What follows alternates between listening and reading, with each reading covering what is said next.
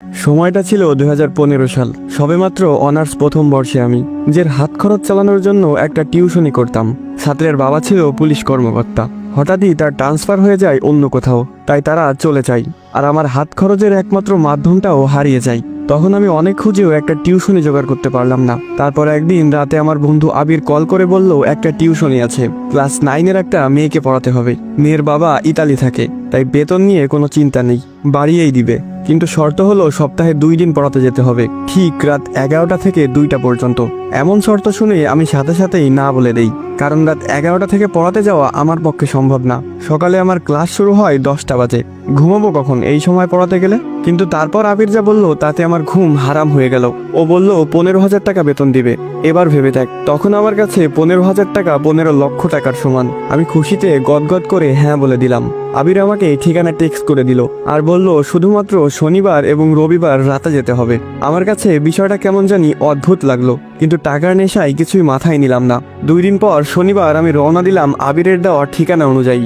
শহর থেকে অনেকটা বাইরে হিন্দুপাড়া নামের একটা গ্রাম আছে, সেখানে বেশিরভাগ বাসিন্দাই হিন্দু ধর্মের অনুসারী। আমি সেখানে গিয়ে একজনকে ঠিকানা দেখিয়ে বললাম, ভাই এই বাড়িটা কোন দিকে বলতে পারেন?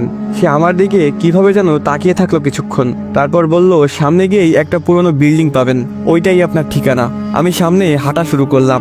একবার পিছনে তাকিয়ে দেখলাম লোকটা এখনো সেই অদ্ভুত ভঙ্গিতে আমার দিকে তাকিয়ে আছে।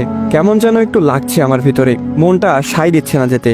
কিন্তু 15,000 টাকার কথা মনে পড়লেই আবার মন বদলে যায়। না, গিয়েই দেখি। একটা পুরনো বিল্ডিং এর সামনে এসে দাঁড়ালাম। হ্যাঁ, এটাই সেই ঠিকানা। 11টা বাজতে আর 1 মিনিট বাকি। আমি গিয়ে দরজাটা নক করার সাথে সাথে দরজাটা খুলে গেল। মনে হচ্ছে কেউ যেন আমার জন্য দরজার কাছেই দাঁড়িয়েছিল। দরজা ধাক্কা দিতেই খুলে গেল, খ্যাত করে একটা শব্দ হলো, কিন্তু সেখানে কেউ ছিল না। তাহলে দরজা খুলল কে? আমি কখনো ভূত প্রেত এসবে ভয় পেতাম না, অনেক দেখেছি জীবনে এসব। একটা কথা বুঝে গিয়েছিলাম, সেটা হলো তাদেরকে ভয় পেলেই তারা মাথায় চড়ে বসে। তাই নিজেকে খুব শান্ত করে বাসায় প্রবেশ করলাম। বাসার ভিতরটা কেমন যেন অন্যরকম দেখতে। প্রতিটা দেয়ালে আরবিতে কিছু লেখালেখি করা, অদ্ভুত অদ্ভুত ছোট পোকামাকড়ের দৃশ্য আঁকা। সবচেয়ে বড় কথা, বাসার ভিতরটা একদম নিস্তব্ধতায় ঘেরা, কোনো একটা ছোট শব্দ কানে আসছে না। একজন মধ্যবয়স্ক মহিলা একটা রুম থেকে হাসি মুখে বেরিয়ে এলেন। আমাকে বলল, তুমি নিশ্চয় গালিব, আবির তোমাকে পাঠিয়েছে। আমিও একগাল হেসে দিয়ে বললাম, জি আন্টি। তারপর আন্টি একটা রুম দেখিয়ে দিয়ে বলল, ওই রুমে যাও, রিশফা ওখানেই আছে, দেখো বাবা, ভালো মতো পড়াতে হবে, ও অনেক ফাঁকিবাজ। ও, তার মানে আমার ছাত্রীর নাম রিশফা? আমি বললাম, সেটা নিয়ে আপনি চিন্তা করবেন না আন্টি, আমি রিশফাকে ব্রিলিয়ান্ট স্টুডেন্ট বানিয়ে দিব। এই বলে রুমে গেলাম। দেখলাম রিশফা এক মনে খাতায় কি যেন অঙ্কন করছে। আমি গিয়ে হালকা কাশি দিতেই সে উঠে সালাম দিল। আমি সালামের উত্তর দিয়ে বসলাম। খাতার দিকে লক্ষ্য করে দেখলাম সে অদ্ভুত একটা প্রাণীর ছবি আঁকছিল। এমন প্রাণী বাস্তবে নেই, শুধু কল্পনাতেই আঁকা সম্ভব। এরপর আমি তাকে উদ্দেশ্য করে বললাম, আজ থেকে আমি তোমাকে পড়াবো, মন দিয়ে পড়াশোনা করতে হবে। সে কথা ঘুরিয়ে বলল, স্যার আপনার প্রিয় খাবার কি? আমি একটু অবাক হলাম, তবুও নিজেকে সামলে নিয়ে বললাম, আমার প্রিয় খাবার বিরিয়ানি। আমি জিজ্ঞেস না করলেও সে অদ্ভুত একটা হাসি দিয়ে বলল, বিরিয়ানি কোনো খাবার হলো? আমার তো প্রিয় তাজা রক্ত আর মানুষের মস্তক। একটু ঘাবড়ে গিয়ে বললাম, এসব কি ধরনের আর কি? আমি তো আমার স্যার, পড়াশোনা বাদে কোনো ফালতু কথা হবে না আজ থেকে। সে একটু মন খারাপ করে পড়ায় মনোযোগ দিল। বারবার আমার মনে হচ্ছিল কেউ যেন উকি দিয়ে আবার চলে যাচ্ছে। হতে পারে আন্টি তার মেয়েকে ঠিকমতো পড়াচ্ছে কিনা সেটা দেখছে হয়তো। আমার চোখ খুব জ্বলতে লাগলো হঠাৎ করে, মনে হচ্ছে কেউ যেন চোখে মরিচ জ্বলে দিয়েছে। আমি রিশফাকে পড়া দেখিয়ে বললাম, তোমাদের ওয়াশরুমটা কোন দিকে? সে হাতের ইশারায় দেখিয়ে দিল। আমি তাড়াতাড়ি ওয়াশরুমে গিয়ে চোখে পানি দিলাম। তারপর আয়নায় তাকিয়ে দেখলাম চোখ লাল হয়ে আছে। ভালোভাবে চোখে মুখে পানি দিলাম, এখন একটু ভালো লাগছে। ওয়াশরুম থেকে বের হতে যাব, হঠাৎ খেয়াল করলাম আমি তো চলে যাচ্ছি, কিন্তু আয়নার ভিতরে আমার প্রতিবিম্বটা এখনো ঠায় দাঁড়িয়ে। আমি চোখ ডলা দিয়ে আবার তাকালাম আয়নার দিকে। এবার সেখানে কেউ নেই, এমনকি আমার প্রতিবিম্বটাও সেখানে নেই। এটা কেমন আয়না? যেহেতু আমি এসবে ভয় পাই না খুব একটা, তাই ভাবলাম এখানে কেউ তো আছে যে আমাকে ভয় দেখানোর চেষ্টা করছে। তাই আমি আস্তে আস্তে করে বললাম, এই ছোট্ট ওয়াশরুমে কি ভয় দেখাতে চাস আমাকে? সাহস থাকলে বাইরে দেখা করিস। এই বলে চলে আসলাম। রিশফা বলল, স্যার তাকে দেখেছেন? আমি হকচকিয়ে উঠলাম, মানে কাকে দেখব? রিশফা কিছু না বলে তার আঁকা সেই প্রাণীটার দিকে তাকালো। কেমন যেন অদ্ভুত লাগছে তার আচরণ। সেই দিনের মতো পড়ানো শেষ করে বের হলাম বাসা থেকে। বাসার ভেতরের তাপমাত্রা আর বাইরের তাপমাত্রার অনেক পার্থক্য। বাসার ভেতরটা যেন অন্য একটা জগৎ। রাত তখন 2টা। আমি হিন্দু পাড়ার চিকুন গলি দিয়ে হাঁটছি। তখন কোনো গাড়ি পাবো না জানি, তাই হেঁটেই যেতে হবে। হঠাৎ দেখলাম একটা গাছের নিচে কেউ একজন দাঁড়িয়ে আছে। তার মুখটা তো বোঝা যাচ্ছে না, কিন্তু দেহটা বিশাল আকৃতির, যেমনটা রেসলারদের হয়। আমি বুঝে গেলাম এটা অন্য কিছু, তাই তাকে পাশ কাটিয়ে যাওয়ার সময় বললাম, আর মানুষ পাইলি না ভয় দেখানোর জন্য? ওপাশ থেকে আওয়াজ এলো, তোকে তো ওয়াশরুমে মেরে ফেলতাম, কিন্তু তুই সাহসের কথা বলছস, তাই এখানে তোর জন্য অপেক্ষা করছিলাম, আমার সাহস দেখানোর জন্য। আমি একটু হেসে বললাম, ভুল জায়গায় সাহস দেখাতে গিয়ে বিপদে পড়িস না ভাই, তোর মতো অনেক শয়তানকে সাইজ করেছি, এখন বিরক্ত না করে আমাকে আমার মতো যেতে দে। এবার সে গাছের নিচ থেকে ধীরে ধীরে বেরিয়ে এলো। তার মুখটা আমার কাছে উন্মুক্ত হলো। কোথায় যেন দেখেছি তাকে, হ্যাঁ মনে পড়েছে, রিশফার আঁকা সেই অদ্ভুত প্রাণীটার মতো একদম। তার দেহ মানুষের মতো হলেও চেহারাটা ভয়ঙ্কর পশুর মতো। এবার একটু ঘাবড়ে গেলাম। আমি কিছু বলার আগেই সে বলল, দেখ তো আমার মতো কাউকে সাইজ করেছিস কিনা এর আগে? মুখে ভয়ঙ্কর একটা হাসি। আমি বললাম, আমাকে মারতে চাইলে এখনই মেরে ফেল, পরে আর এমন সুযোগ নাও পেতে পারিস। এবার সে একদম আমার সামনে এসে দাঁড়িয়ে জামার ভেতর থেকে তার লোমহর্ষ হাতটা বের করে আমার কাঁধে রাখলো। আমার মনে হলো যেন একটা বড় পাহাড় আমার কাঁধে এসে পড়লো। সে বলল, তোর সাহস দেখে আমি অবাক হয়েছি, তুই প্রথম যাকে আমি ভয় দেখাতে ব্যর্থ, আর এই জন্যই তুই এখনো বেঁচে আছিস। তোকে একটা সুযোগ দিলাম আমি, এরপর থেকে রিশফাকে পড়ানো তো দূরের কথা, এই গ্রামের আশেপাশেও যেন তোকে না দেখি। এখন সোজা চলে যা, পেছনে তাকাবি না। এখান থেকে রিশফাদের বিল্ডিংটা স্পষ্ট দেখা যায়। বিল্ডিং এর দিকে একবার তাকিয়ে দেখলাম রিশফা ছাদে দাঁড়িয়ে আছে এবং এদিকেই তাকিয়ে আছে। চাঁদের আলোয় এত দূর থেকেও রিশফার মুখটা স্পষ্ট দেখা যাচ্ছে। বুঝলাম কিছু তো একটা গড়বড় আছে। আমি আর কথা না বাড়িয়ে সোজা হাঁটা শুরু করলাম। আর পড়াতে আসবো কিনা জানি না, সেটা নিয়ে পরে ভাবা যাবে। এখন বেশি সাহস দেখাতে গেলে হয়তো আর বেঁচে ফেরা হবে না। খুব দ্রুত পা চালালাম। আপাতত এই জায়গাটা ত্যাগ করতে হবে। হঠাৎ পেছন থেকে শীষ বাজানোর শব্দ ভেসে আসলো। আমি পেছনে না তাকিয়ে আরো জোরে হাঁটা দিলাম। শীষ বাজানোর শব্দটা যেন আমার সাথে সাথে আসছে। এই বুঝি আমাকে খপ করে ধরে ফেলবে পিছন থেকে। সহ্য করতে না পেরে দ্রুত পেছনে তাকালাম। আরে ভাই, তুই তো চলে যেতে বললি, তাহলে আবার এইসব করতেছস কেন? দেখলাম একটু দূরে একজন দাঁড়িয়ে আছে আর আমাকে হাতের ইশারায় ডাকছে। কাছে গিয়ে খেয়াল করলাম এটা সেই লোকটা যার কাছে আমি ঠিকানা জিজ্ঞেস করেছিলাম। এখনো সেই অদ্ভুত ভঙ্গিতে আমার দিকে তাকিয়ে আছে। আমি একটু ধমকেশ্বরে বললাম, ওই মিয়া, এভাবে আমাকে ভয় দেখানোর মানে কি? আর এভাবে কেন তাকিয়ে আছেন? তখনও খেয়াল করেছিলাম আপনার তাকিয়ে থাকা, সমস্যা কি? লোকটা কেমন একটা বৃদ্ধ কণ্ঠে বলল, আমি অবাক হচ্ছি, তুমি ওই বাসা থেকে জীবিত ফিরে এসেছো, এর আগে কেউ জীবিত ফেরেনি। মানে কি বলছেন? ওই বাসাটা যে একটু অদ্ভুত সেটা আমি বুঝে গিয়েছি, কিন্তু জীবিত ফেরা না ফেরা এগুলো কি ধরনের কথা? লোকটা উল্টো ঘুরে যেতে লাগলো। যেতে যেতে বলল, রিশফা কোনো সাধারণ মেয়ে না, আজকে বেঁচে গেছো, পরের বার বাঁচতে নাও পারো, আর কখনো এদিকে আসবে না। আমি তার চলে যাওয়ার দিকে তাকিয়ে ভাবতে লাগলাম, কে এই রিশফা? কি হচ্ছে এখানে? আবির এই ঠিকানা পেল কোথায়? সব জানতে হবে আমাকে। সেই দিনের মতো বাসায় চলে আসলাম। সকাল 10টার দিকে ঘুম থেকে উঠে ফ্রেশ হয়ে আবিরকে কল দিলাম, কিন্তু বারবার ওর ফোন সুইচ অফ বলছে। তাই চিন্তা করলাম আজকে কলেজে যাব না, আবিরের বাসায় চলে গেলাম সোজা। গিয়ে জানতে পারলাম আবির নাকি আজ 3 দিন হলো বাসায় ফেরেনি, ফোনেও পাওয়া যাচ্ছে না ওকে। আবিরের পরিবারটা একটু এলোমেলো, ওর মা বাবার মাঝে সম্পর্ক ভালো না, সবসময় ঝগড়া লেগেই থাকে। তাই আবির যে 2 দিন ধরে ঘরে ফেরেনি সেটা নিয়ে তাদের তেমন মাথা ব্যথা নেই, কিন্তু আমার যে আবিরকে লাগবেই। রিশফা সম্পর্কে জানতে হলে আবিরের কাছ থেকে আগে জানতে হবে ওই ঠিকানা সে পেল কোথায়। সব ফ্রেন্ডের বাসায় খবর নিলাম, কিন্তু কেউ আবিরের কোনো খোঁজ জানে না। তবে এক ফ্রেন্ড বলল 3 দিন আগে আবিরের সাথে তার কথা হয়েছিল। কথায় কথায় আবির জানায় অনেক বড় লোকের একটা মেয়ের টিউশন পেয়েছে সে, মাসে 15,000 টাকা বেতন, তাই বাবার কাছ থেকে ভিক্ষা চাওয়া লাগবে না তার হাত খরচের জন্য। আমি অনেকটা শকড হয়ে গেলাম এটা শুনে। তার মানে আবির আমার আগে রিশফার টিউশনিটা পেয়েছিল, তাহলে সে আমাকে দিয়ে দিল কেন? সবকিছু মাথার উপর দিয়ে যাচ্ছে। আবিরকে না পেলে এসব প্রশ্নের উত্তর পাবো না। সেই দিন বাসায় ফিরতে একটু রাত হয়ে গেল। আমাদের বাসায় যেতে হলে একটা বাঁশের ঝাড় পেরিয়ে যেতে হয়। যখনই আমি বাঁশের ঝাড়টা অতিক্রম করছিলাম তখনই পকেটে থাকা ফোনটা বেজে উঠল। ফোন বের করে দেখলাম আবির কল দিয়েছে। তাড়াতাড়ি করে কলটা রিসিভ করে বললাম, কি রে শালা, কই তুই?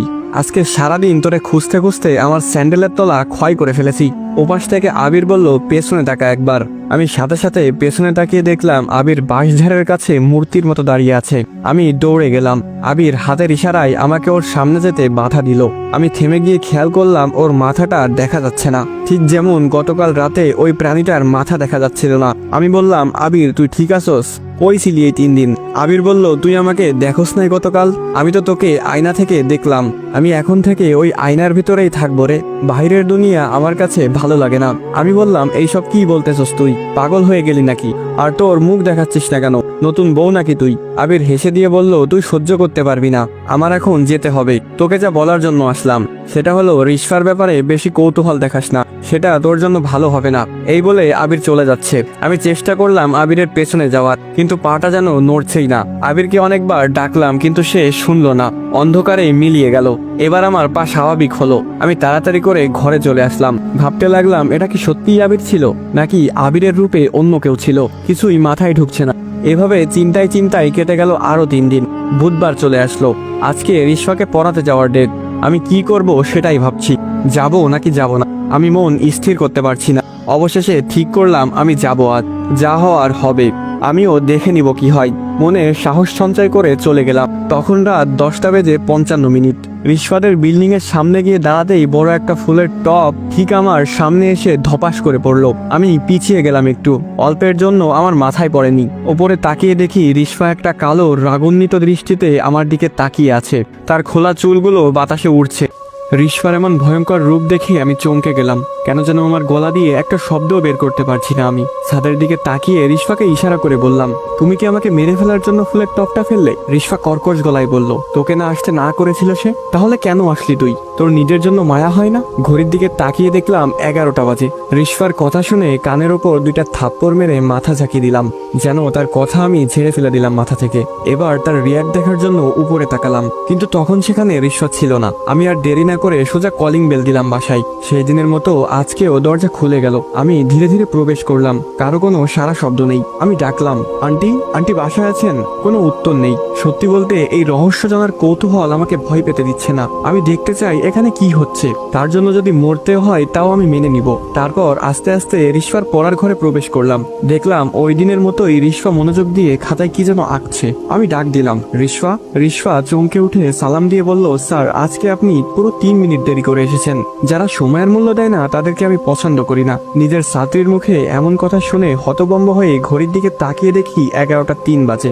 আমি বললাম, তোমার জন্যই তো দেরি হলো। আমার মাথায় ফুলের টপ ফেলে আমাকে মারতে চেয়েছিলে কেন? রিশফা খুব সাবলীল ভাবেই জবাব দিল, আমি আপনাকে মারতে কেন চাইবো? আমার তো জীবিত মানুষ পছন্দ। এটা শুনে আমি হেসে উড়িয়ে দেওয়ার ভান করলাম, যেন এটা আমি ইয়ার্কি হিসেবে নিয়েছি।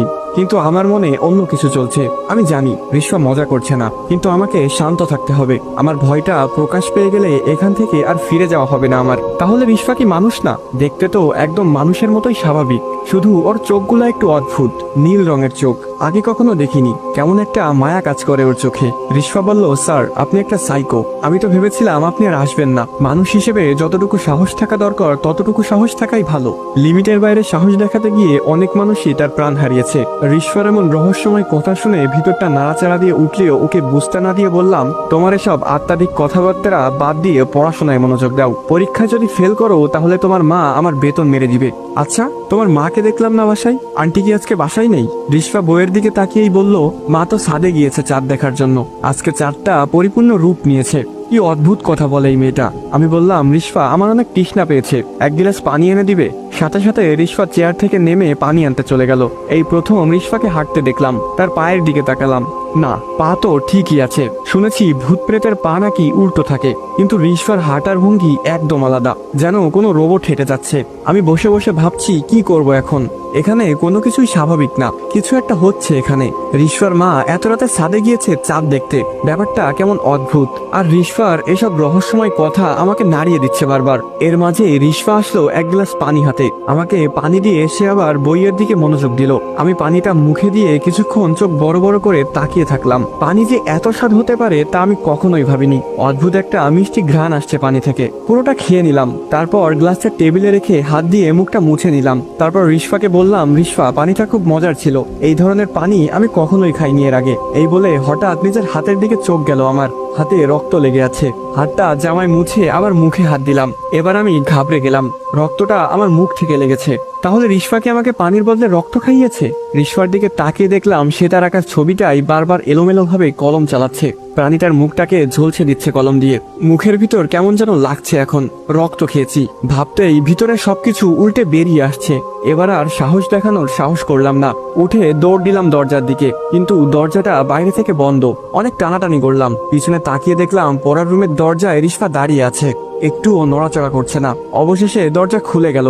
আমি বের হয়ে শরীরের সব শক্তি দিয়ে দৌড়ে সিঁড়ি দিয়ে নিচে নেমে গেলাম। কিন্তু এ কি, আমি আবার সে রিশফাদের দরজার সামনে। রিশফা এখনো সেখানে ঠাই দাঁড়িয়ে আছে। আমি আবার দৌড়ে নামলাম সিঁড়ি বেয়ে, কিন্তু আবারও ঘুরে ফিরে সেই দরজার সামনেই চলে আসলাম। আমি বুঝে গেলাম এখান থেকে বের হতে দিবে না আজ আমাকে। তাই আমি এবার দৌড় দিলাম ছাদের দিকে। মানুষ যতই সাহসী হোক, চোখের সামনে মৃত্যু দেখলে ভয় তাকে পেতেই হবে। ছাদে গিয়ে এদিক ওদিক তাকাতে লাগলাম, নিজের নামার মতো কোনো কিছু আছে কিনা। হঠাৎ আমার চোখ পড়লো কালো জুব্বা পরা কেউ একজন দাঁড়িয়ে আছে, যেখানে রিশফাকে দাঁড়িয়ে থাকতে দেখেছিলাম। কালো জুব্বা বলতে যারা জাদুবিদ্যা চর্চা করে তাদের এক ধরনের কালো পোশাক থাকে। তখনই আমার মনে পড়লো রিশফা বলেছিল তার মা ছাদে চাঁদ দেখার জন্য এসেছে। তাহলে এটাই কি রিশফার মা? আমি কাঁপা কাঁপা গলায় ডাক দিলাম, আন্টি।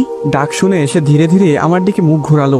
রিশফার মায়ের অন্য এক রূপ, সারা মুখে রক্ত লেগে আছে, গলায় বিভিন্ন মালা ঝোলানো, আর হাতে কঙ্কালের খুলি।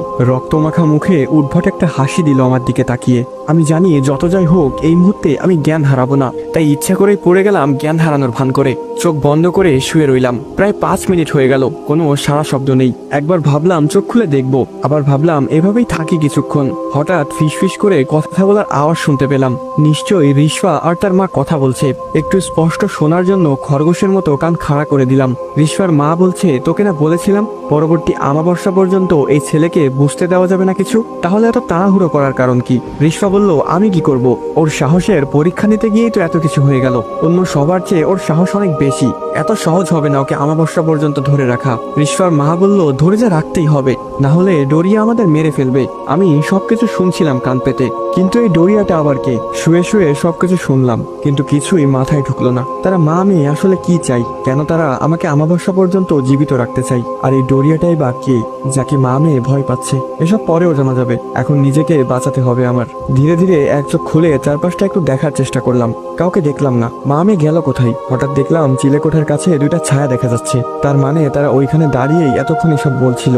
এখন ছাদ থেকে লাফ দেওয়া ছাড়া আর কোনো উপায় নেই। 3 তলা থেকে লাফ দিলে অন্তত মরবো না, বড় জোর হাত পা ভাঙবে। মনে মনে 1 2 3 বলে সোজা দৌড় দিয়ে ঝাঁপ দিলাম ছাদ থেকে। প্রায় 2 মিনিট আলুর বস্তার মতো নিচেই পড়ে রইলাম। আমার সবকিছু যেন ঝাপসা হয়ে আসছে, মাথাটা ভন ভন করে ঘুরছে। একটু স্বাভাবিক হওয়ার পর বুঝতে পারলাম হাত নাড়াতে পারছি না, হয়তো ভেঙে গিয়েছে। কিন্তু এখন আমাকে এই জায়গা থেকে যেতে হবে। অনেক কষ্টে উঠে খুঁড়িয়ে খুঁড়িয়ে দৌড় দিলাম। হঠাৎ একটা দমকা হাওয়া এসে আমাকে দূরে ছিটকে ফেলে দিল। আমার চোখ গেল ছাদের দিকে। রিশফা হাওয়ায় ভেসে আছে, মাথা উপরের দিকে দিয়ে। চোখের পলকে রিশফা একদম আমার কাছে চলে আসলো। সুচালো দাঁতগুলো বের করে বলল, শুধু শুধু নিজেকে ক্লান্ত কেন করছেন স্যার? আপনি গোলকধাঁধা থেকে বের হতে পারবেন না। আমি অনেক কষ্টে উঠে দাঁড়িয়ে সামান্য হাসি দিয়ে বললাম, আমাকে তুমি সাইকো বলেছিলে না তখন? সাইকোদের মৃত্যুর ভয় দেখিয়ে লাভ নেই, আমি তোমার এই গোলকধাঁধা থেকে বের হয়ে দেখাবো। এটা বলে রিশফার ওই ভয়ঙ্কর রূপ উপেক্ষা করে হাঁটা দিলাম। দেখি আমাকে কে আটকাই। হিন্দুপাড়া অতিক্রম করার সময় মনে হলো কেউ আমার পিছু নিয়েছে। আমি স্পষ্ট তার উপস্থিতি টের পাচ্ছি। রিশফা হয়তো আমার পিছু নিয়েছে। আরো জোরে হাঁটা দিলাম। এবার সেই শীষ বাজানোর শব্দটা কানে ভেসে এলো। থমকে দাঁড়ালাম। পেছনে তাকিয়ে দেখলাম সেই লোকটা দাঁড়িয়ে আছে, একটা কাপড়ের ব্যাগ হাতে। আমি বললাম, এখন আপনার সাথে বকবক করার সময় নেই, কোনো রকম জান নিয়ে ফিরে এসেছি, আমাকে হাসপাতালে যেতে হবে, হাত ভেঙে ফেলেছি। এই বলে উল্টো ঘুরে চলে আসতে যাচ্ছিলাম, তখনই সে আমাকে উদ্দেশ্য করে বলল, রহস্য না জেনেই চলে যাচ্ছিস? চাইলেই কি তুই যেতে পারবি? আমি দাঁড়ালাম তার কথা শুনে। তারপর তাকে জিজ্ঞেস করলাম, আপনি কি জানেন এই রহস্য? কি হচ্ছে ওই বাড়িতে? কে এই রিশফা? লোকটা রাস্তার পাশে গিয়ে একটা গাছের গোড়ায় বসলো, আমাকেও সেখানে বসতে বলল। আমি গিয়ে তার পাশে বসলাম। আমার যেন মনে হলো একটা বরফের খণ্ডের পাশে বসেছি। তার শরীর থেকে প্রচুর ঠান্ডা হাওয়া বের হচ্ছে। হঠাৎ সে তার ঠান্ডা হাত দিয়ে আমার ভাঙা হাতটা ধরে মোচড় দিল। আমি চিৎকার করে উঠলাম, কিন্তু অনুভব করলাম এখন হাতে কোনো ব্যথা নেই। নাড়িয়ে চাড়িয়ে ভালোভাবে দেখলাম আমার হাতটা একদম ভালো। আমি বললাম, এটা কিভাবে করলেন? আপনি আসলে কে? সে কথা এড়িয়ে বলতে শুরু করলো, রিশফা ছিল খুবই সাধারণ একটা মেয়ে, খুব চঞ্চল প্রকৃতির, হাসি খুশি থাকতো সবসময়। প্রতিদিন এদিক দিয়ে স্কুলে যেত এবং স্কুল থেকে সোজা বাসায় চলে আসতো। কোনো রকম বাজে আড্ডায় নিজেকে জড়াতো না। কিন্তু হঠাৎ করেই একদিন রিশফা নিখোঁজ হয়ে যায়। সবাই তাকে পাগলের মতো খুঁজলো, কোথাও রিশফাকে খুঁজে পাওয়া গেল না। রিশফার মা থানায় জিডি করলো। রিশফার বাবাও ইতালি থেকে চলে আসলো মেয়ের নিখোঁজের সংবাদ শুনে। এইটুকু বলে তিনি থামলেন। আমি আগ্রহ নিয়ে জিজ্ঞেস করলাম, তারপর কি হলো? রিশফাকে কিভাবে খুঁজে পাওয়া গেল? তিনি আবার বলতে লাগলেন, 2 দিন কেটে গেল, কিন্তু কেউ রিশফার কোনো খোঁজ দিতে পারলো না। রিশফা নিখোঁজ হয় শনিবার বিকেলে স্কুল থেকে ফেরার সময়। অবশেষে বুধবার রাত 11টা বাজে রিশফাকে খুঁজে পাওয়া গেল, তাদের বিল্ডিংয়েরই পেছনে। আমি বললাম, কোথায় ছিল রিশফা কয়েকদিন? তারপর কি তাকে জিজ্ঞেস করা হয়নি? লোকটা একটা অদ্ভুত হাসি দিয়ে বলল, মৃত মানুষকে জিজ্ঞেস করে কি উত্তর পাওয়া যাবে? আমি অনেকটা অবাক হয়ে জিজ্ঞেস করলাম, মৃত মানুষ মানে? সেদিন কি রিশফার লাশ পাওয়া গেছিল? হ্যাঁ, হাত পা মুখ বাঁধা অবস্থায় বিল্ডিং এর পেছনের নালার মাঝে রিশফার লাশ ভেসে উঠেছিল। পুলিশ এসে লাশ নিয়ে গেল পোস্টম্যাডামের জন্য। রিশফার বাবা আদরের মেয়েকে হারিয়ে হাও মাও করে কেঁদেছিল। রিশফার বাবার কান্না দেখে সেদিন কেউ তার চোখের পানি আটকে রাখতে পারেনি। এত সুন্দর একটা ফুটফুটে মেয়ের এমন রহস্যময় মৃত্যু কেউ মেনে নিতে পারছিল না। কিন্তু রিশফার মা একটুও কাঁদেনি সেদিন। সবাই ভেবেছিল মেয়ের শোকে পাথর হয়ে গিয়েছে। রিশফাকে এনে দাফন কাফন করানো হলো। প্রায় কয়েকদিন তদন্ত চলল, কিন্তু পুলিশ রিশফার মারা যাওয়ার কোনো ক্লু খুঁজে পেল না। এদিকে একদিন হঠাৎ মেয়ের চিন্তায় রিশফার বাবা স্ট্রোক করে মারা গেল। রিশফাদের পরিবারটা একদম এলোমেলো হয়ে গেল। স্বামী ও মেয়ে হারানোই রিশফার মা দিন দিন কেমন যেন হয়ে গেল। হঠাৎ রিশফার মাও একদিন উধাও হয়ে গেল গ্রাম থেকে। প্রতিবেশীরা অনেক খুঁজেও তাকে পায়নি। তারপর কেটে গেল 4 মাস। হঠাৎ একদিন রিশফার মা গ্রামে ফিরে এলো। সবাই তাকে দেখে অনেক খুশি হলো। জিজ্ঞেস করলো, এতদিন কোথায় ছিল, কি করছিল? রিশফার মা কারো কথায় কোনো জবাব দিল না। সেই যে এসে বাসায় প্রবেশ করেছে, সেই দিন থেকে আর কোনোদিন সে বাসা থেকে বের হয়নি। প্রতিবেশীরা মাঝে মাঝে তাকে শুধু রাতের বেলায় ছাদে দেখতে পেত। আমি বললাম, রিশফা যদি মারা গিয়ে থাকে তাহলে সে কে, যে এখন রিশফার মায়ের সাথে আছে? আর রিশফার মা এতদিন কোথায় হারিয়ে গিয়েছিল? এবার সে আমার কানের কাছে এসে ফিসফিস করে বলল, ব্ল্যাক ম্যাজিক। আমি বললাম, মানে? রিশফার মা রিশফাকে ফিরিয়ে আনতে এতদিন নিখোঁজ ছিল? সে আবার বলল, সে এমন কারো কাছে গিয়েছিল যে তার মেয়েকে ফিরিয়ে দিতে পারবে। এর বিনিময়ে অবশ্য তাকে একটা ভয়ঙ্কর শর্ত দেওয়া হয়েছিল। রিশফার মা তার মেয়েকে ফিরিয়ে আনতে সবকিছু করার জন্য প্রস্তুত ছিল। শর্তটা ছিল, প্রতি অমাবস্যায় একজন যুবক বলি দিতে হবে তাকে উদ্দেশ্য করে। আমি বললাম, কাকে উদ্দেশ্য করে? রিশফার মা কার কাছে গিয়েছিল? লোকটা ভয়ঙ্কর একটা হাসি দিয়ে বলল, দরিয়া নামের এক ভয়ঙ্কর সত্তার কাছে গিয়েছিল সে। দরিয়া সাধারণ কেউ নয়, রক্তচোষা পিশাচদের সর্দার সে। এবং রিশফার মা তার শর্তে রাজি হয়েছিল। দরিয়া রিশফাকে ফিরিয়ে এনেছে। সেই থেকে প্রতি অমাবস্যাতে একজন করে যুবক দরিয়াকে উৎসর্গ করতে হয়। এই অমাবস্যায় তুই উৎসর্গ হইবি, আর এজন্যই এত আয়োজন। তুই যত চেষ্টাই করিস না কেন, মরতে তোকে হবেই। আমি হতাশাগ্রস্ত চেহারায় জিজ্ঞেস করলাম, রিশফা কিভাবে মারা গিয়েছিল সেদিন? আর আমার কি কোনো পথ নেই এ থেকে বাঁচার? লোকটা আমার হাঁটুতে ভর দিয়ে উঠে দাঁড়িয়ে বলল, আজকে অনেক জেনে ফেলেছিস, বাকিটা না হয় মরার আগেই জানবি। আপনি এত কিছু কিভাবে জানেন? আপনি কে? লোকটা আমার মুখের কাছে এসে ঠান্ডা নিঃশ্বাস ছাড়তে ছাড়তে বলল, আমি দরিয়া। আমি যেন হতভম্ব হয়ে গেলাম। চোখ বড় বড় করে শুধু তার মুখের দিকে তাকিয়ে আছি। তারপর অদ্ভুত একটা হাসি দিয়ে আমার চোখের সামনে সে কালো ধোঁয়ার মতো বাতাসে মিশে গেল। এখানে সবকিছুই যেন আমার বিরুদ্ধে চলছে। আমি মনে মনে ঠিক করে নিলাম, এ থেকে বাঁচার কোনো রাস্তা নেই, কিন্তু এত সহজে হার মানবো না। আমি সবাইকে দেখে নিব। হাতে ভর দিয়ে উঠতে যাব, এমন সময় হাতটা কাটার মতো কিছুতে ডেবে গেল। হাত বের করে আনলাম। এগুলো কি লেগে আছে হাতে? এতক্ষণে খেয়াল করলাম আমি গাছের গোড়া মনে করে তার সাথে যেখানে বসেছিলাম সেটা আসলে একটা মানুষের মৃতদেহ। আমি তাড়াহুড়া করে সেখান থেকে উঠে গেলাম। খেয়াল করে দেখলাম মৃতদেহটার শরীরে মাথা নেই। অনেকদিন আগে মারা যাওয়ার কারণে পচে গেছে দেহটা, এজন্য এই হাতটা ডেবে গিয়েছিল। খুব খারাপ একটা গন্ধ নাকে ভেসে এলো। মনে হলো যেন আমার ভিতরের সবকিছু উল্টে বেরিয়ে আসবে বমির সাথে। নাক চেপে সেখান থেকে দৌড় দিলাম। যেভাবে হোক আমাকে পালাতে হবে। হঠাৎ পেছন থেকে কেউ আমার জামাটা টেনে ধরে আবার সে পচা লাশের কাছে নিয়ে ফেললো। কোকড়াতে কোকড়াতে আবার উঠে দাঁড়িয়ে বললাম, আমাকে কি এখানেই মেরে ফেলবি নাকি? অমাবস্যা পর্যন্ত অপেক্ষা কর। হঠাৎ আমার নাম ধরে কেউ ডাক দিল, গালিব, তুই চাইলেই বাঁচতে পারবি। আমি তোকে ওদের হাত থেকে বাঁচার উপায় বলে দিব। এটা তো আবিরের কণ্ঠ। আবির, কোথায় তুই? সামনে আয় শালা, তুই আমাকে কোথায় এনে ফাঁসিয়ে দিলি? ওপাশ থেকে আওয়াজ এলো। আমি বাধ্য ছিলাম এটা করার জন্য, আমাকে ক্ষমা করে দিস। এই দেখ আমি এখানে, আমাকে বের কর এখান থেকে। আমি আবিরের কণ্ঠে উৎস খুঁজতে লাগলাম। কোথা থেকে কথা বলছে ও? হঠাৎ চোখ পড়লো একটা কাপড়ের ব্যাগের দিকে। এটা তো সে ডোরিয়া নামক পিশাচটা নিয়ে এসেছিল। সে কি ব্যাগটা নিতে ভুলে গিয়েছে নাকি ইচ্ছা করেই ফেলে গেছে? আমি গিয়ে ব্যাগটা হাতে নিলাম। ভিতরে ফুটবলের মতো কিছু একটা লাগছে। ব্যাগটা উল্টো করে ঝাঁকি দিতেই একটা মানুষের কাটা মাথা ধপাস করে গড়িয়ে একটু সামনে গিয়ে পড়লো। আমি চমকে উঠলাম, এটা কার মাথা হতে পারে? ধীরে ধীরে এগিয়ে গেলাম। হঠাৎ আবিরের কণ্ঠ, গালিব এটা আমার কাটা মাথা, আর ওখানে যে পচা লাশটা পড়ে আছে ওটা আমার মৃতদেহ। মানে কি বলছিস তুই? তোকে কি তারা মেরে ফেলেছে? এবার আবির আমার সামনে দৃশ্যমান হলো একটা সাদা আলোর মতো। আবির বলল, গত অমাবস্যায় আমি ছিলাম রিশফার শিকার। তোর মতো সাহসী ছিলাম না আমি, তাই আমি এখান থেকে বেঁচে ফিরতে পারিনি। কিন্তু তুই বাঁচতে পারবি চেষ্টা করলে, কারণ তুই একমাত্র যে ওই বিল্ডিং থেকে বের হতে সফল হয়েছিলি। আবিরের মৃত্যুর কথা শুনে কষ্ট লাগলেও খুব রাগ উঠলো। তুই আমাকে কেন এর ভিতর টেনে আনলি? আমি ছাড়া অন্য কাউকে পেলি না? আবির বলল, আমি তোকে টেনে আনিনি। রিশফা যাকে ডোরিয়ার উদ্দেশ্যে বলি দেয়, তার পরের বলির জন্য ওই মানুষটার সবচেয়ে কাছের বন্ধুকে টার্গেট করে। আমাকে বলি দেওয়ার পর তুই রিশফার টার্গেটে চলে আসলি, কারণ আমার সবচেয়ে কাছের বন্ধু তুই। তোর মতো কাছের বন্ধুর কপালে ঠাডা পড়ুক। তুই যদি এখন অল্প একটু বেঁচে থাকতি আমি তোকে পুরো মেরে ফেলতাম। যাই হোক, এখন আমাকে বল রিশফার কাছ থেকে আমি কিভাবে বাঁচতে পারি? শুধু আমি না, আমি চাই এই রিশফার চ্যাপ্টার এখানেই ক্লোজ করতে, আর কাউকে যেন সে তার শিকার বানতে না পারে। এর জন্য যা দরকার হয় আমি তাই করব। আবির বলল, রিশফাকে হারাতে হলে তোর একটা কাজ করতে হবে, কিন্তু এই কাজটা সেই দিনই করতে হবে যেদিন রিশফা তোকে বলি দেওয়ার জন্য ডোরিয়ার সামনে হাজির করবে, মানে সে অমাবস্যার রাতে। আমি প্রশ্নসূচক দৃষ্টিতে তাকালাম আবিরের দিকে। আবির বলল, কাজটা হলো সে ওয়াশরুমের আয়না। ওই আয়নার মাঝে রিশফার আত্মা বন্দী হয়ে আছে। তুই যদি ওই আয়নাটা ভেঙে ফেলতে পারিস এবং ভাঙা যে কোনো একটা টুকরো দিয়ে যদি রিশফার শরীরে আঘাত করতে পারিস, তাহলে রিশফার আত্মা মুক্ত হয়ে যাবে এবং মানুষ মরার পর যেখানে যায় সেখানে চলে যাবে এই পৃথিবী ছেড়ে। সাথে এই পর্যন্ত যাদেরকে মেরেছে তাদের আত্মাও মুক্তি পাবে, আমি সহ। এটা কিভাবে সম্ভব? আয়না ভেঙে রিশফার শরীরে আঘাত করতে হবে? এটা কি করে হবে? আমি তো এখনো বেঁচে আছি, তুই তো মরে ভূত হয়ে গেছিস। তুই এটা করে রিশফাকে মুক্ত করিস না কেন? আবির বলল, আমি পারবো না এটা করতে। এটা শুধু জীবিত মানুষই করতে পারবে, আর মৃত্যুর পর অনেক কাজ চাইলেও করা যায় না। আর আমার বিশ্বাস তুই এটা করতে পারবি, কারণ তোকে এখনো তারা ভয় দেখাতে পারেনি। আর হ্যাঁ, আমি বললাম হ্যাঁ, না পারলে আর কি, মরে ভূত হয়ে আবার অন্য কারো মরার জন্য অপেক্ষা করব। তবে আমি তোর কাছে একটা কথা জানতে চাই, রিশফা কিভাবে মারা গিয়েছিল তুই কি জানিস?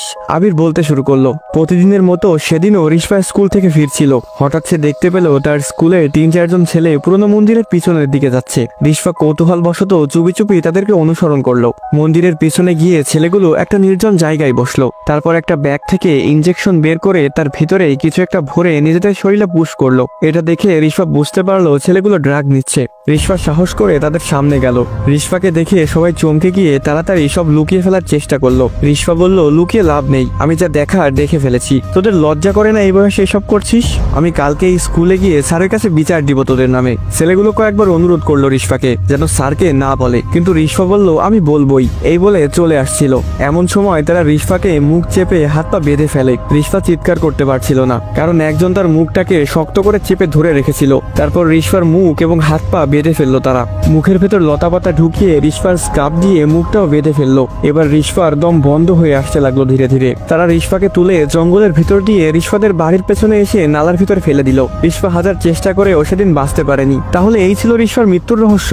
যারা ওকে মেরে ফেলেছে তাদেরকে না মেরে আমাদের মতো সরল সোজা মানুষকে কেন মারছে সে? আবির বলল, তোর কি মনে হয় তারা এখনো বেঁচে আছে? তাদের শরীর টুকরো টুকরো করে রিশফা খেয়ে নিয়েছে। তাদের মা বাবারা লাশের খোঁজও পায়নি। আচ্ছা, সবই বুঝলাম, কিন্তু একটা বিষয় আমার মাথায় ঢুকছে না এখনো। তুই আমার কাছে আসলি এবং আমাকে রিশফার থেকে বাঁচার উপায়ও বলে দিলি। রিশফার কবলে থেকেও এটা কিভাবে করলি? রিশফা যদি এটা জেনে যায় তাহলে কি হবে? আবির হাসি দিয়ে বলল, এটা নিয়ে তোর চিন্তা করার দরকার নেই, কারণ রিশফাই আমাকে তোর কাছে পাঠিয়েছে যাতে তুই বাঁচতে পারিস। হ্যাঁ, এটার মানে কি? যে রিশফা আমাকে মারার জন্য এত কিছু করছে সে আবার আমাকে বাঁচাতে চাই? তুই ইয়ার কি করছিস আমার সাথে?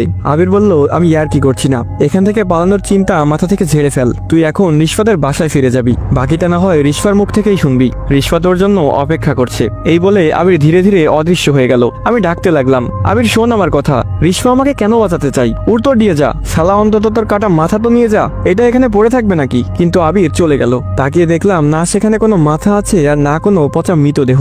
আমি গভীর চিন্তায় পড়ে গেলাম, কি করব এখন? আবিরের কথা মতো রিশফাদের বাসায় ফিরে যাব নাকি এখান থেকে পালিয়ে যাওয়ার চেষ্টা করব? মাথাটা আমার এলোমেলো হয়ে যাচ্ছে। অবশেষে ঠিক করলাম, এতদূর যেহেতু এসেই গেছি তাহলে এটা শেষ দেখে যাই। আমি রিশফাদের বাসায় ফিরে যাওয়ার জন্য মন স্থির করলাম। বিল্ডিং এর সামনে দাঁড়িয়ে আছি, ভিতরে যেতে মন ছাই দিচ্ছে না। বারবার মনে হচ্ছে এটা হয়তো রিশফার কোনো ফাঁদ হতে পারে আমাকে বাসায় নেওয়ার। আবার মনে হচ্ছে রিশফাকে একবার বিশ্বাস করেই দেখি। ভাবতে ভাবতে বাসায় ঢুকে পড়লাম। রিশফা কোনো জীবিত মানুষ না, এটা ভাবতেই ভিতরটা মোচড় দিয়ে উঠলো। এসে যেহেতু পড়েছি, এখন আর ভয় পেয়ে লাভ কি? আগের চেয়ে অন্যরকম লাগছে বাসাটা। সিঁড়ি দিয়ে উপরে ওঠার সময় হঠাৎ চিৎকার চেঁচামেচির শব্দ ভেসে আসলো। কেউ খুব কাকুতি মিনতি করছে, ছেড়ে দাও আমাকে, আমার অনেক কষ্ট হচ্ছে, ছেড়ে দাও। আমি নিজের মনকে সান্ত্বনা দিলাম, এসব তো স্বাভাবিক। আমি এখানে দাওয়াত খেতে আসিনি যে আমাকে ফুলের মালা দিয়ে বরণ করবে। মৃত মানুষের বাসায় এসেছি। নিজেকে যতটা পারি শান্ত রাখার চেষ্টা করলাম। সোজা গিয়ে দরজায় কলিং বেল দিলাম। আজকে আর দরজা আপনি আপনি খুলছে না। কয়েকবার টোকা দিলাম, কিন্তু কোনো সারা শব্দ নেই। একটু বিরক্ত হলাম। আবির বলল, রিশফা আমার জন্য অপেক্ষা করছে। তাহলে সে কোথায়? দরজা খুলছে না কেন? হঠাৎ উপর থেকে কারো পায়ের শব্দ ভেসে আসলো। কেউ এদিক ওদিক ছোটাছুটি করছে, তার মানে ছাদে কেউ আছে। আমি আস্তে আস্তে ছাদের দিকে উঠতে লাগলাম। ছাদে গিয়ে চারিদিকে চোখ বুলিয়ে কাউকে দেখতে পেলাম না। হঠাৎ আমার কানের কাছে কেউ ফিসফিস করে বলল, মরার জন্য চলে এসেছিস? আমি সাথে সাথে পিছনে তাকালাম, কেউ নেই সেখানে। তাহলে কি রিশফা আমাকে ফাঁদে ফেললো? সামনে তাকিয়ে দেখলাম রিশফা খোলা চুলে নীল চোখ নিয়ে ঠিক আমার মুখের সামনে। আমি হঠাৎ এভাবে রিশফাকে দেখে চমকে গিয়ে ঢপাস করে পড়ে গেলাম। রিশফা তার সুজল দাঁত বের করে ভয়ঙ্কর একটা হাসি দিল। আমি নিজেকে সামলে উঠে শরীরের ময়লা ঝাড়তে ঝাড়তে বললাম, বাঁচার জন্য আসতে বলছো নাকি মরার জন্য? এভাবে কেউ আপ্যায়ন করে নাকি? এবার রিশফা তার স্বাভাবিক অবস্থায় ফিরে আসলো। তারপর ছাদের এক কোনায় গিয়ে বসলো। আমিও তার পাশে দূরত্ব বজায় রেখে বসলাম। কারো মুখে কোনো কথা নেই। তারপর রিশফা বলল, স্যার জানেন, এভাবে থাকতে আমার কষ্ট হয়। আমি তো মরে গিয়েছিলাম, কিন্তু আমার মা আমাকে ফিরিয়ে এনেছে। আমার প্রতি অতি ভালোবাসা আমার মাকে এই অন্ধকার পথে নিয়ে গিয়েছে। আমি মুক্তি চাই সব থেকে। আমি চাই না আমার দ্বারা আর কারো মৃত্যু হোক।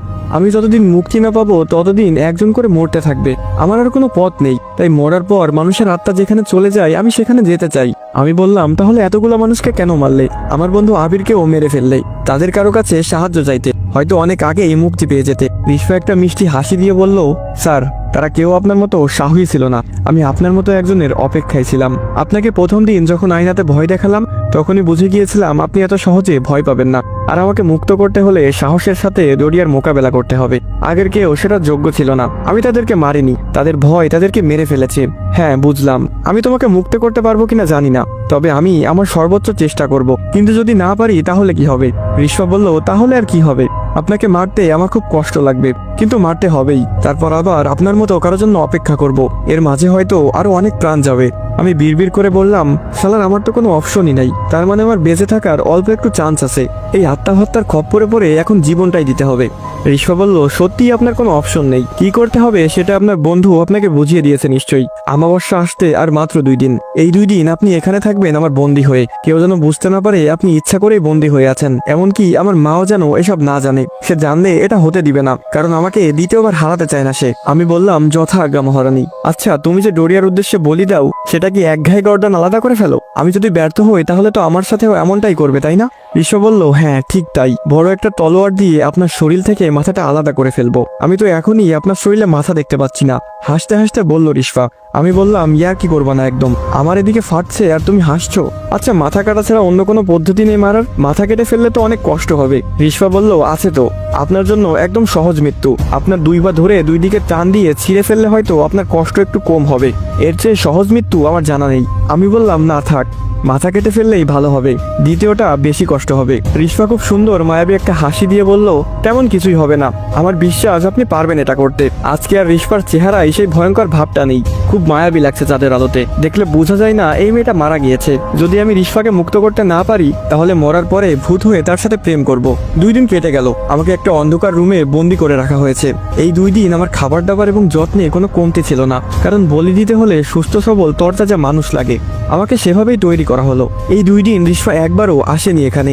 রিশফা কোথায় গেল কে জানে। হঠাৎ রুমের দরজাটা খুলে গেল। রিশফার মা সেই কালো জাদুবিদ্যার পোশাক পরে রুমে প্রবেশ করলো। আমাকে বলল, চলো তোমার জন্য একটা সারপ্রাইজ আছে। আমি মনে মনে বললাম, আপনি যে কি সারপ্রাইজের জন্য আমাকে নিয়ে যাচ্ছেন সেটা আমি ভালো করেই জানি, কিন্তু সারপ্রাইজ পাওয়ার আগে আমাকে বাথরুমে গিয়ে আয়নাটা ভেঙে তার টুকরো সাথে নিতে হবে।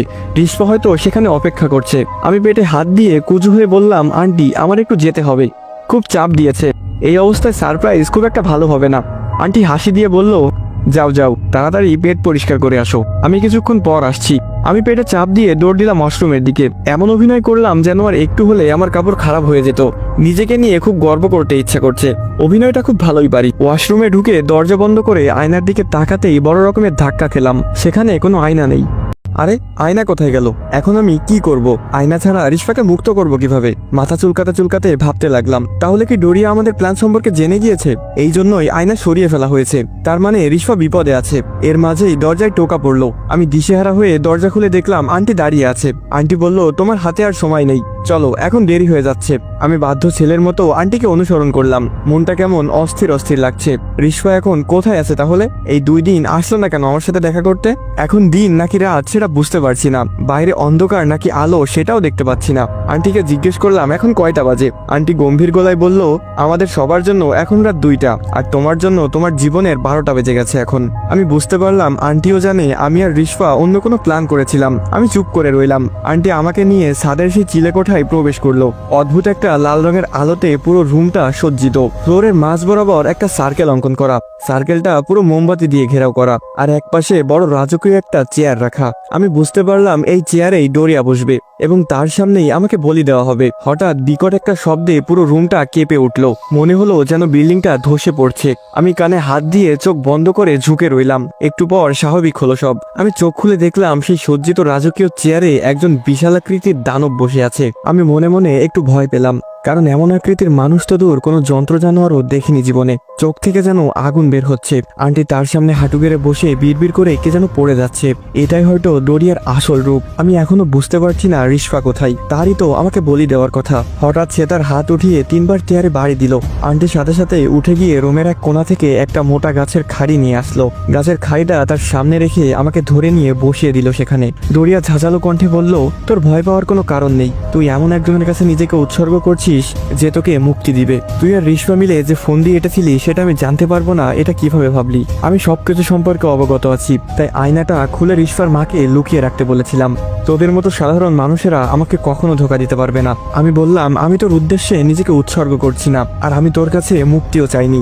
এখানে যা হচ্ছে তা আমার ইচ্ছার বিরুদ্ধে হচ্ছে। ডোরিয়া বলল, এখানে শুধু আমার হুকুম চলে, তোর কোনো ইচ্ছার মূল্য নেই এখানে। এরপর চেয়ারের পেছন থেকে একটা তরবারি বের করে রিশফার মায়ের দিকে এগিয়ে দিয়ে ডোরিয়া বলল, সময় হয়েছে, আমি রক্তের গন্ধ পাচ্ছি। রিশফার মা হাঁটু গেড়ে বসে তরবারিটা নিয়ে এসে আমার মাথাটা গাছের খাড়ির সাথে লাগিয়ে দিল। আমি চিৎকার করে উঠে বললাম, আমাকে যেহেতু মেরেই ফেলবি, তাহলে আমার একটা শেষ ইচ্ছা পূরণ কর। অপূর্ণ ইচ্ছা নিয়ে মরে গেলে আমার আত্মা শান্তি পাবে না। ডোরিয়া বলল, ঠিক আছে, বল তোর শেষ ইচ্ছা কি? আমি তোর ইচ্ছা পূরণ করব। আমি মরার আগে একবার রিশফার মুখোমুখি হতে চাই, তার কাছে ক্ষমা চেয়ে নিতে চাই। আমি তাকে মুক্ত করতে পারলাম না।